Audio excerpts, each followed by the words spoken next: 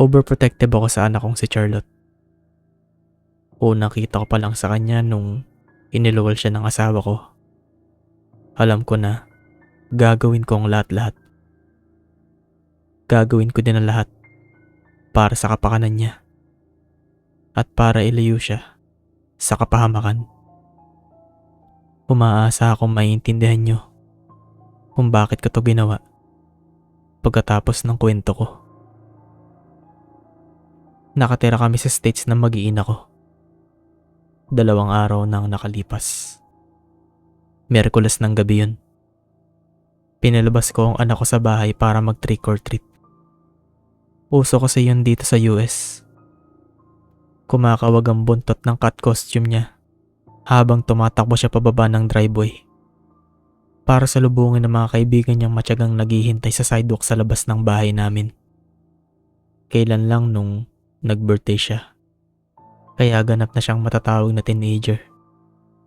Ang asawa ko, si Samantha, mas open siya at mas maluwag siya sa anak namin. Ang mag-ina kong nagkumbinsi sa akin na handa na at ready na siya maglibot sa paligid ng aming lugar para sa Halloween. Sabihin na nating overprotective ako sa anak kong si Charlotte. Sa pangulit nila, sumang-ayon ako na ngayon taon, hayaan ko si Charlie na maglibot na hindi ako kasama. Nakatira naman kami sa maayos sa neighborhood. Marami din akong kakilalang kababayan dito kaya sa tingin ko wala naman akong dapat alalahanin. Mas maaga ng isang araw idinaos ang Halloween dito sa lugar namin. Sa kadahilan ng may bagyong napaparating kaya napagpasyahan ng Neighborhood Association na gawing October 30 na lang imbes na 31 para matuloy ang espesyal na celebration para sa mga bata. Naupo kami ni Sam sa harapan ng aming beranda. Matyagang naghahantay sa mga batang mahiyaing lalapit sa aming driveway. "Uulan nata, mahal," sabi ni Samantha. Himuko siya ng bagya tapos tumingala siya sa langit. "Wala pa din si Charlie, mag-iisang oras na," sabi ko habang nakatingin sa relo ko. "Kahit pa umulan yan, walang makakapigil sa anak mo," sagot naman ng asawa ko. Napangisi si Sam. "Parang hindi mo kilala anak mo," sabi niya habang tumatawa. Walang makakatalo doon sa katakawan sa candy. Ngumiti ako at binigyan pansin ang dulo ng daanan. Isang maliit na batang lalaki, wala pang 4 na taong gulang, ang naglakad palapit, balot ng malaking costume na kalabasa. Dahan-dahang naglalakad ang kanyang mga magulang sa likod niya. Tahimik na nag-uusap. Pababa ng kalsada ang kanilang anak. "Oh gosh, tignan mo siya," sabi ni Sam.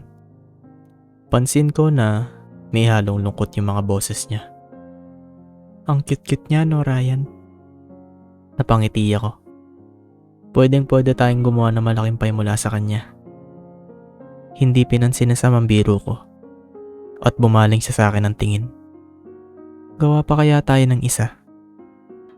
Inayos ko ang pag-upo ko at bumuntong hininga ako. Maraming beses na namin napag-usapan to. Pero ilang buwan na ang lumipas ng huling beses namin pinag-usapan to.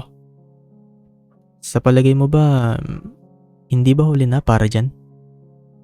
Ibig kong sabihin kung gumagana pa yung oven mo." Nagkibit balikat lang siya. "Malay mo, ang bilis kasi lumaki ni Charlie. Ilang sandali lang, aalis na din siya sa pugad natin." "May oras pa tayo, Sam," sabi ko. Dahan-dahan kong hinaplos ang braso ng asawa ko. Hindi naman siya agad aalis bukas. Bumuntong hininga siya na mahina at tumingin palabas ng driveway. Naglalakad papunta sa bakuran namin yung maliit na bata. May dalang balde ng candy. Nagsimula namang bumagal ang bata nang mapansin niyang pinagmamasdan namin siya. "Wow, look at this," sabi ni Sam. Yumuko siya sa upuan niya habang papalapit ang bata. Ngumiti ng magalang ang mga magulang ng bata sa asawa ko. Habang nakatayo naman ang bata.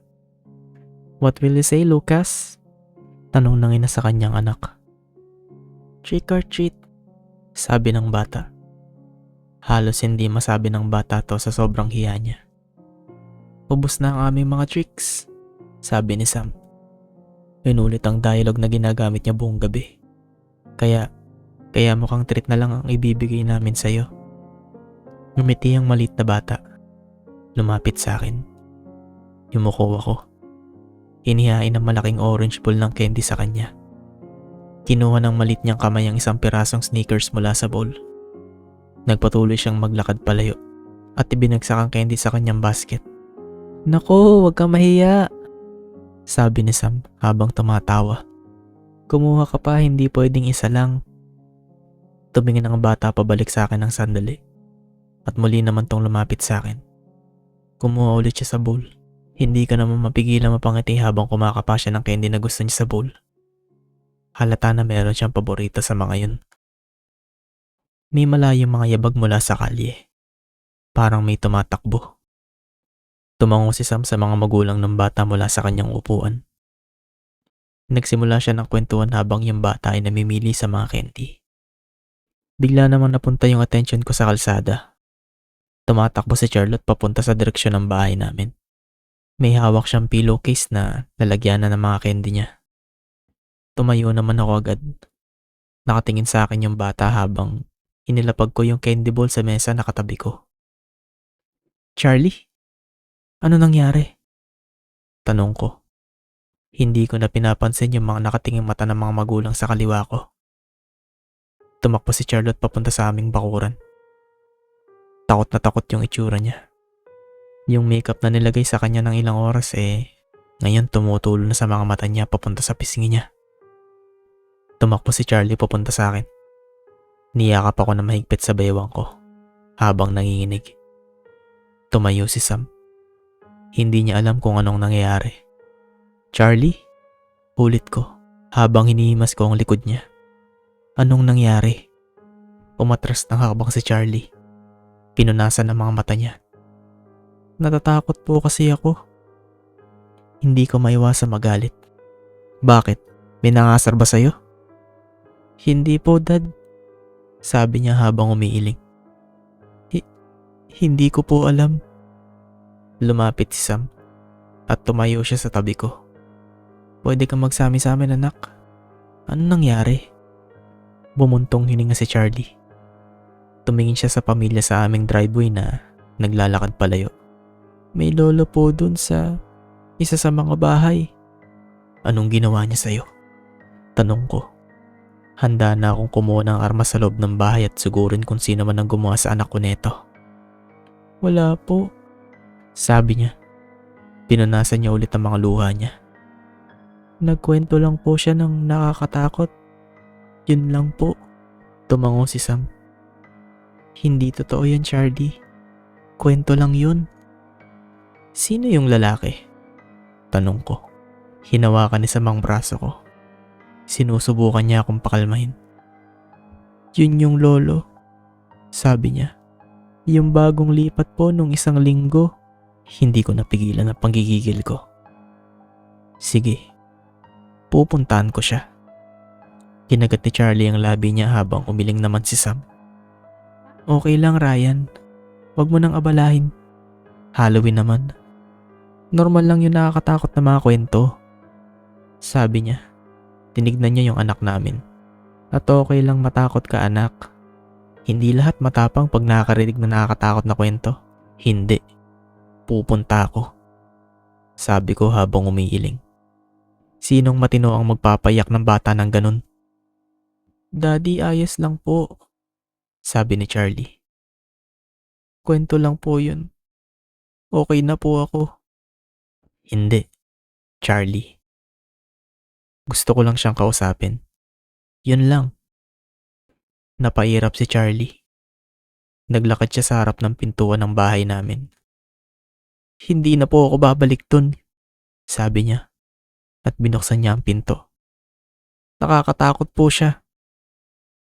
Naiwan ako sa labas kasama si Sam. Napahimas ako ng baba. Ryan, wag na, sabi niya habang nakakunot ang noo niya. Nakita mo naman itsura niya, Sam? Sabi ko. Tinuro ang pinto. Kung nasa tamang pag-iisip yung matandang yun, dapat alam niya kung ano yung mararamdaman ng bata. Sabi ko.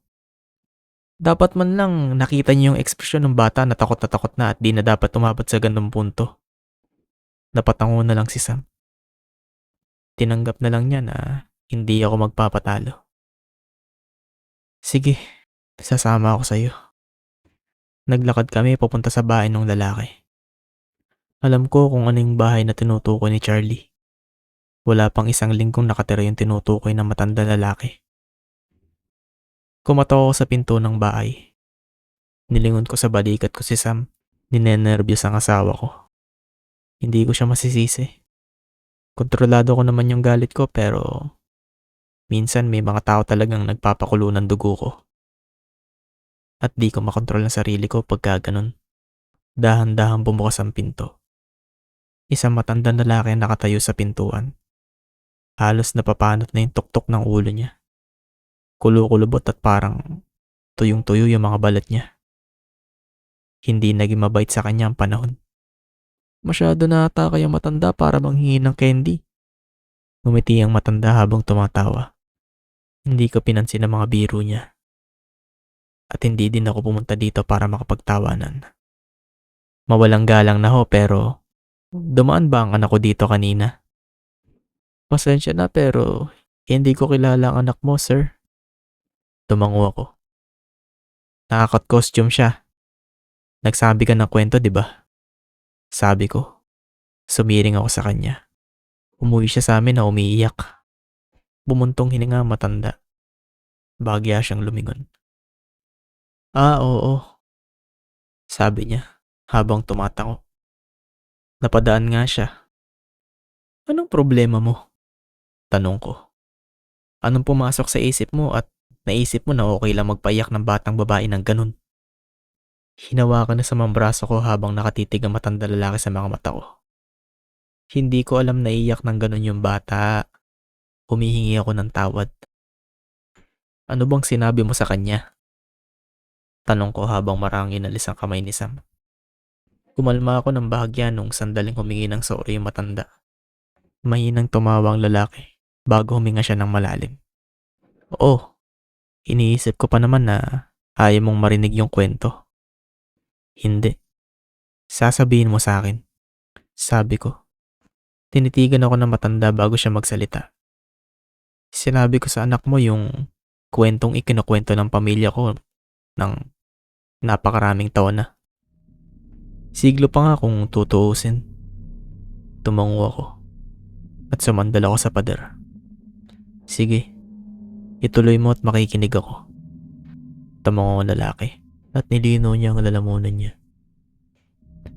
Sa isang maliit na bayan, sa gitna ng bansa, ilang daang taon na nakakalipas. May isang batang lalaki kasama ang kanyang kaibigan.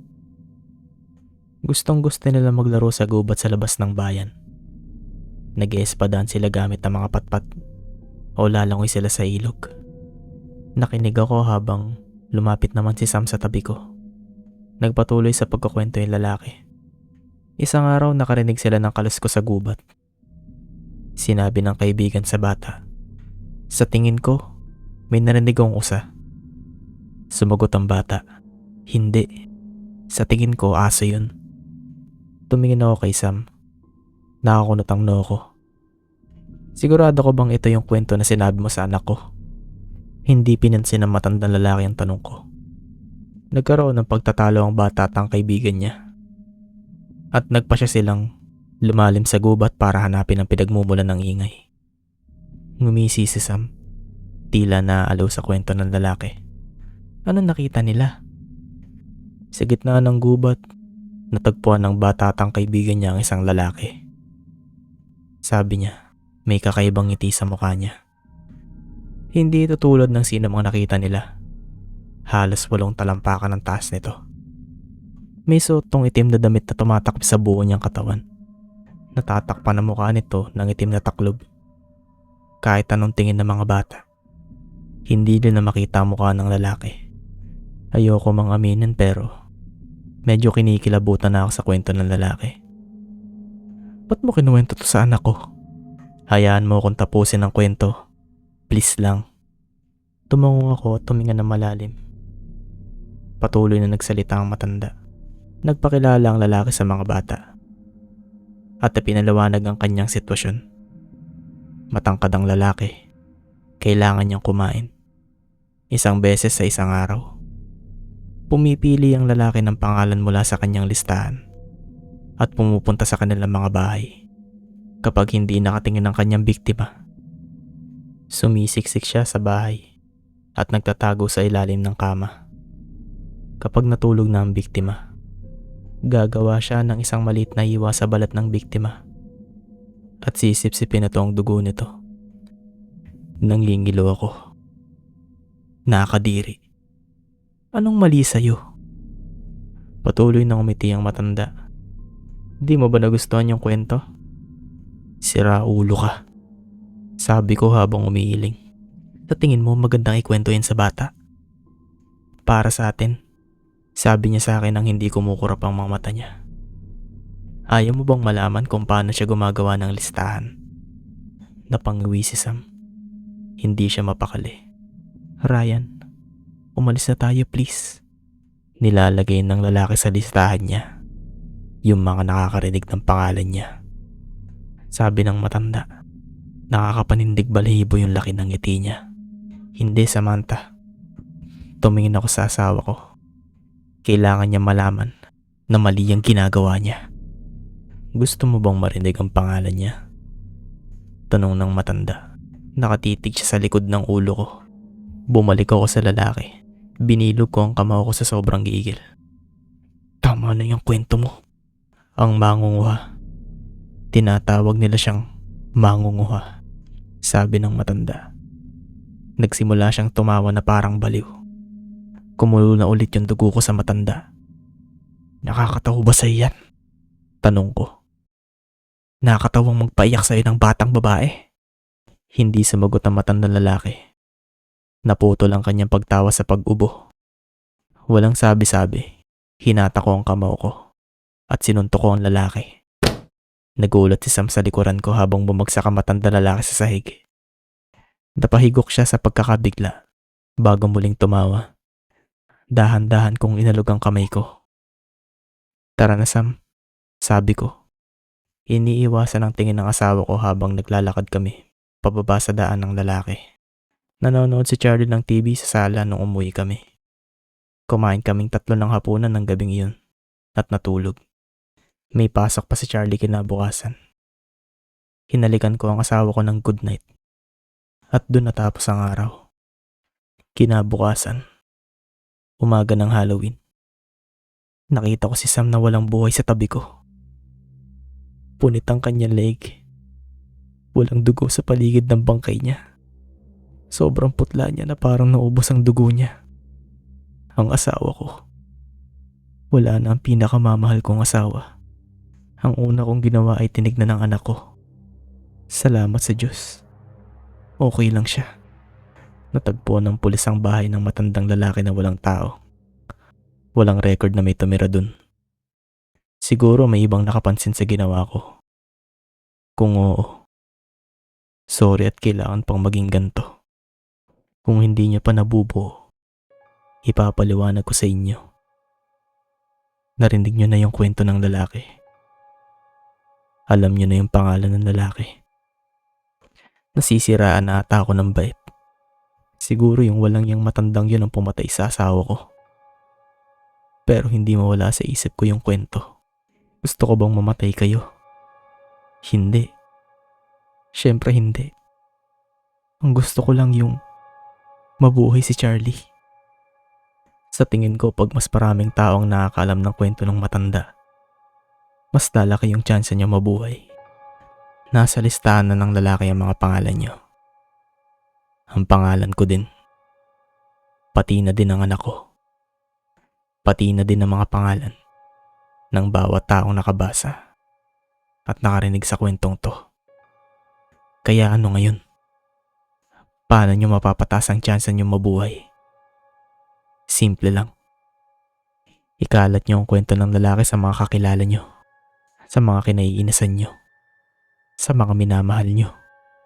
Sa mga hindi nyo kilala, wala akong pakialam. Gusto ko lang na maging ligtas ang anak ko. Sana mapatawad nyo ako. Wala tong personalan syempre. Hindi ko alam ang kwento nyo.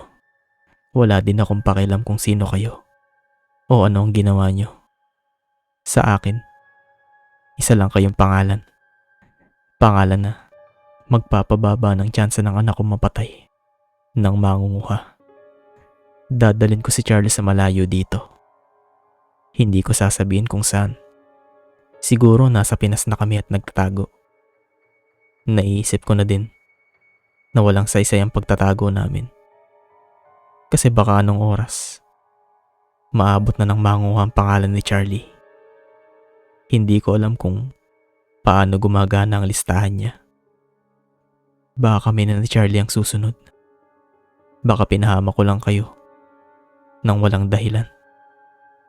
Wala din sa atin nakakaalam, di ba? Pakiusap. Ikalat niyo ang kwentong to sa mas maraming tao. O kung kanino man. Sabihin niyo ang kwento. Sabihin niyo ang pangalan niya. Kung suswertehin ako, lalaki ang listahan ng mangunguha. Kung suswertehin ako, baka mapabagal ko ang pagkamatay ni Charlie ng ilang taon. 24 oras pa lang mula nang makita ko ang bangkay ng asawa ko. At nasabi ko na ang kwentong to sa halos 100 tao ng personal. Kasi yung 100 na yan ay posibleng 100 araw na buhay pa para sa anak ko. Yan ay kung hindi pala bunutan ng pamimili ng mangunguha. Sana maintindihan niyo kung bakit ko nagawa to sa inyo. Sana gawin niyo yung ginagawa ko sa pagkalat ng kwento niya. Sorry. Sorry talaga. Patawarin niyo ako.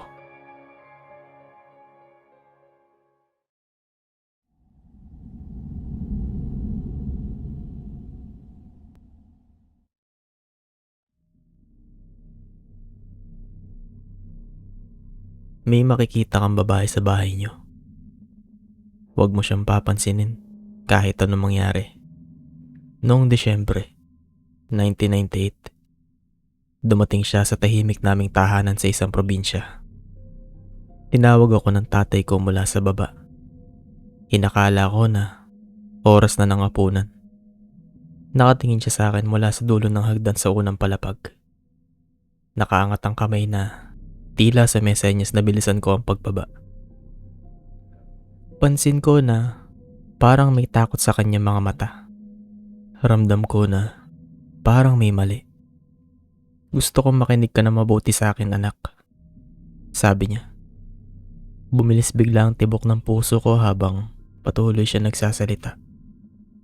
Huwag na huwag mo nga aalisin ang tingin mo sa akin. May makikita kang isa pang tao sa bahay. Pero pilitin mo na hindi siya pansinin hanggat maaari. Halos matawa ako sa sinabi niya. Bilang 12 taong gulang, hirap akong intindihin ang sinasabi niya. Iniisip ko na baka binibiro lang ako ng tatay ko. Bago ako makasagot, nagpatuloy siya. Bubulong siya. Susundan ka. At gagawin ng lahat para makuha ang atensyon mo. Mahirap anak pero huwag kang makikipag-usap sa kanya. Pangako ko, mawawala rin siya. Pero kailangan mo magpanggap na wala siya at huwag mo siyang isipin. Ipangako mo sa akin. Marami pa akong gustong itanong sa kanya pero takot na takot at litong-lito na ako. Naisagot ko na lang sa kanya sige po tay. Sige, bumaba ka na. Oras na ng hapunan. Bilisan mo. Pinalakas ko lang siya sa pagkukwento ko sa'yo. Pero kailangan kong gawin. Kasi ayoko mapatingin ka sa kanya ng aksidente. Magtiwala ka sa akin. Lakasan mo ang loob mo. Sumunod ako at dahan-dahan akong bumaba sa hagdan. Nakatuon ang mata ko sa tatay ko habang Patuloy siyang nakatingin sa akin habang umatras patungo sa kusina. Ramdam ko ang paglamig ng hangin na makarating ako sa unang palapag. Namoy ko ang isang pamilyar, nakakasulasok na amoy na parang bulok na hayop. Umupo kami ng tatay sa lamesa ng sabay at napansin ko si ate. Nakayuko at nakatingin sa walang laman na plato. Kinuha ni nanay ang mangkok at nagsalin ng ulam mula sa kawali at naghain ng kanin sa hapag. Napansin kong mamaga-maga ang mga mata niya at may mga bakas ng luha. Habang tinitignan ko ang pamilya ko, may napansin ako sa gilid ng aking mata. May nakita akong malabong imahe ng maitim, basang buhok at kulay abong balat. Walang sigla sa kusina at tila nawala ang kwentuhan at tawanan na karaniwan sa aming mga hapunan. Kinalabit ni ate ang tuhod ko sa ilalim ng mesa at bumulong. "Nakikita mo rin ba siya?" Tumango ako. "Huwag kayong maingay." Bumulong ang tatay ko. Biglang lumapit ang babae na may mga basang hakbang. Ang kanyang amoy ay sobrang nakakasulasok. Lumapit siya sa mesa, huminto sa likod ni ate, at iniligay ang kanyang makalansay at malamig na kamay sa balikat nito. Napapikit si ate sa takot at napatingin siya sa akin na parang nahingi ng tulong.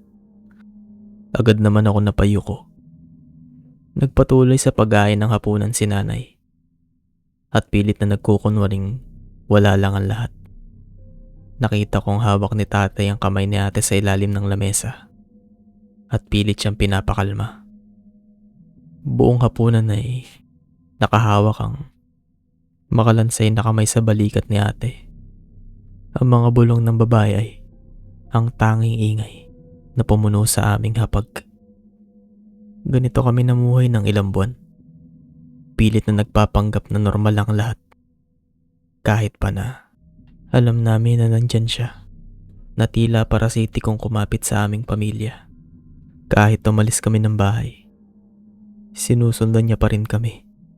Sa pampublikong sasakyan, makikita siya na nakikisali sa mga pasahero o nakatayo sa gilid ng kalsada.